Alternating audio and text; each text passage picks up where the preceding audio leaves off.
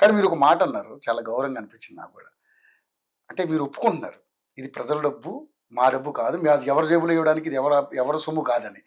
అలా చెప్పుకోలే, వాళ్ళు ఏం చెప్పారు తెలుసా, మేము ఇస్తున్నాం ఎవరిది.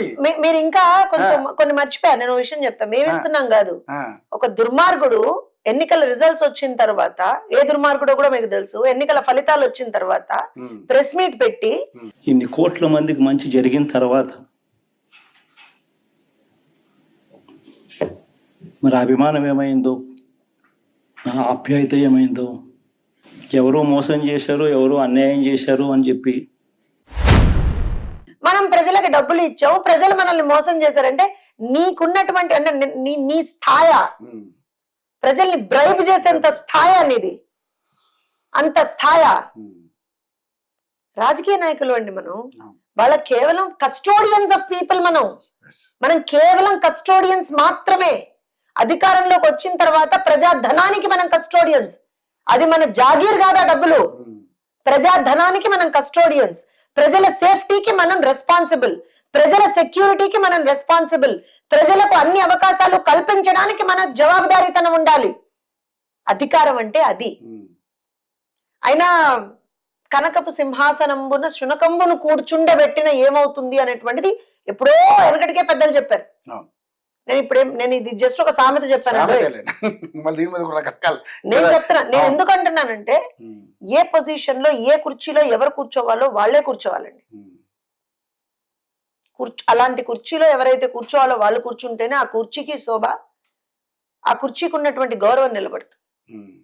ఈ మాట కూడా ఎందుకు చెప్తున్నానంటే, మేము అధికారంలోకి వచ్చినటువంటి మరుక్షణం మేమేమన్నాం, అన్నా క్యాంటీన్లను పునరుద్ధరిస్తామన్నాం. పునరుద్ధరించి చూపించాం.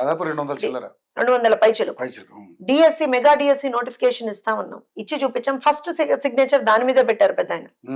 అలానే మేమేమన్నాము, ఏదైతే ల్యాండ్ గ్రాబింగ్ యాక్ట్ ఉందో దాన్ని తీసేస్తాం. ప్రజల ల్యాండ్ అది, ప్రజల భూమి అది. అసలే దిష్టి బొమ్మల్లాగా ఆ బొమ్మలు వేసుకోవడం ఏంటండి? అదేంటది, అవేమంటారు, డిస్టెన్స్ ఉంటాయి చూసారా, రాళ్ళు. ఆ రాళ్ళ మీద కూడా, వాటి మీద కూడా దిష్టి బొమ్మల్లాగా బొమ్మలు వేసుకున్నారేంటో. మొన్న ఎవరో మాకు తెలిసిన వాళ్ళు ఎవరో ఏదో ఊరికి వెళ్ళినప్పుడు ప్రతి ఒక లైన్ మొత్తం ప్రతి ఇంటి ముందర ఒక పెద్ద ఫ్లెక్సీ లాగా కట్టింది.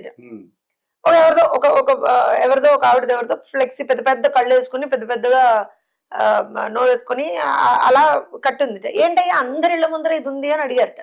అడిగితే ఏమంటే మాకు దిష్టి బొమ్మ అండి అన్నట్టు. అలా మరి ఈ జగన్మోహన్ రెడ్డిది కూడా అప్పుడు దిష్టి బొమ్మ పెట్టుకున్నారో నాకు తెలియదు. మరి కానీ నాకు కోపం ఎక్కడ తెలుసా, నువ్వు దిష్టి బొమ్మ పెట్టుకో, ఏమన్నా పెట్టుకో, డబ్బులు ఎవరివి?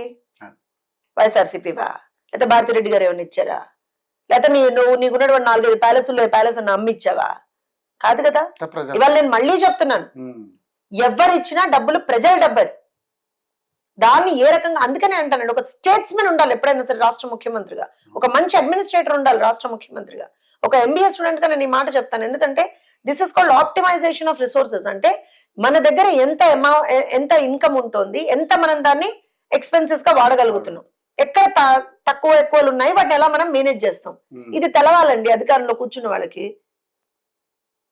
ఇవాళ మీకు డబ్బులు ఇచ్చేయాలి, అయిపోయింది, ఇచ్చేసాడు, వచ్చే సంవత్సరం ఎలా ఇస్తాడు? నా దగ్గర అప్పు తీసుకొచ్చి మళ్ళీ మీకు ఇస్తాడా? ఇంతగా చేసింది 5 సంవత్సరాలు. 5 సంవత్సరాలు అదే చేశారు కదా. సంక్షేమ పథకాలు అన్నారు, బటన్ నొక్కే అన్నాడు. ఏం బటన్ నొక్కాడండి చెప్పండి నాకు. నేను కోపంతో అనట్లేదు. నొక్కారంటే వాళ్ళు కూడా ఎంతో కొంత సంక్షేమం చేస్తేనే కదా ఈ రోజు 40% వాళ్ళు కూడా ఓట్ షేర్ వచ్చింది. నేను ఒక విషయం దానికి కూడా నేను చెప్తున్నాను, నేను ఎక్కడ డీవియేట్ అవ్వట్లేదు. ఎందుకంటే ఇప్పుడు మనం సంక్షేమం చెయ్యాలి అని అనుకున్నప్పుడు దానికి ఒక విధి విధానం ఉంటుందండి. ఆ విధి విధానాన్ని ఫాలో అవుతూ వీ హ్యావ్ టు మిటిగేట్. అంటే మిటిగేట్ అంటే తక్కువ చేయాలి, ఉన్నటువంటి డిస్క్రిపెన్సీస్ ని మనం తక్కువ చేయాలి.